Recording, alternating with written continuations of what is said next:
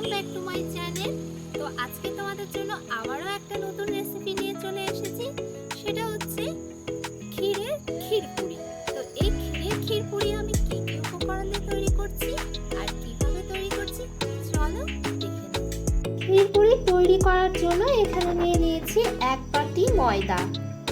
এবারে দিয়ে দেব half teaspoon লবণ গুঁড়ো, দিয়ে দেব হাফ টিস্পুন চিনি আর দিয়ে দেব 2 টিস্পুন সাদা তেল। এবারে ময়দাটাকে ভালো করে ময়াম দিয়ে নেব। যতক্ষণ না ময়দাটা হাতে মুঠো হচ্ছে ময়দা, ততক্ষণ ময়াম ভালো করে দিয়ে নিতে হবে। ময়দাটাকে আমি 5 মিনিট ময়াম দিয়ে নিয়েছি। ময়দাটা ঠিক দেখো, এইভাবে হাতে যখন মুঠ করবে ময়দাটা মুঠো হয়ে যাচ্ছে আর আস্তে দাবা দিলে প্রেস করলে পরে ভেঙে যাচ্ছে। এবারে আমি এর মধ্যে অল্প অল্প জল দিয়ে একটা ডো তৈরি করে নিব মেখে। একবারে বেশি জল দেওয়ার প্রয়োজন নেই, অল্প অল্প করে জল দিয়ে মেখে নিতে হবে। অল্প অল্প জল দিয়ে আমি একটা সুন্দর ডো তৈরি করে নিয়েছি। এবার এটাকে আমি কিছুক্ষণ রেস্টে রেখে দেব। এবারে ক্ষীর তৈরি করবার জন্য প্যানের মধ্যে দিয়ে দিচ্ছি দুধ। এখানে আমি 1 কাপ মতো দুধ ব্যবহার করছি।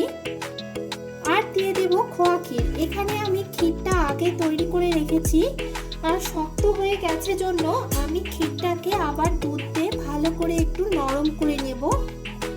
তোমরা চাইলে গরুর দুধ দিয়ে ক্ষীরটা তৈরি করে নিতে পারো, অসুবিধা নেই। আবার কেনা ক্ষীরও এখানে ব্যবহার করতে পারো। দুধটা ফুটতে শুরু করে দিয়েছে আর ক্ষীরটা নরম হয়ে গেছে। এই সময় দিয়ে দিচ্ছি 3 থেকে 4টে এলাচের টুকরো, দিয়ে দেব 1 টিস্পুন চিনি।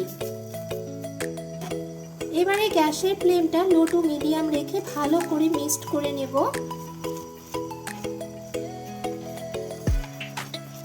মিডিয়াম টু লো ফ্লেমে রেখে আমি ক্ষীরটাকে একটা ডো তৈরি করে নিয়েছি।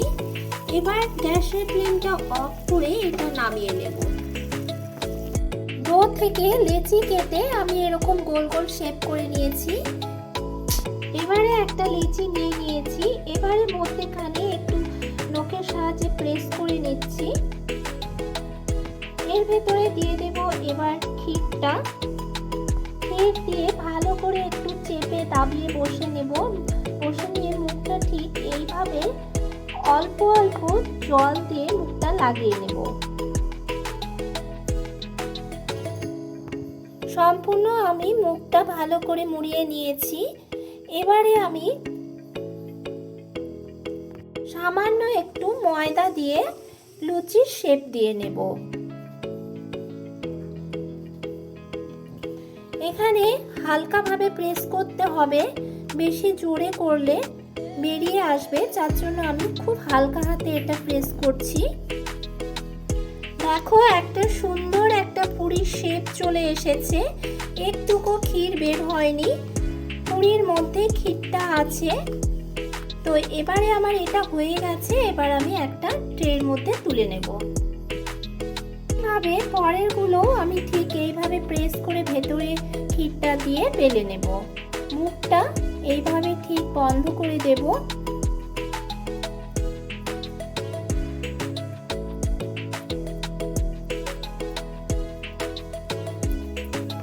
পরেরটাও আমি বেলে নিচ্ছি। তো এইভাবেই সবগুলো বেলে নেব।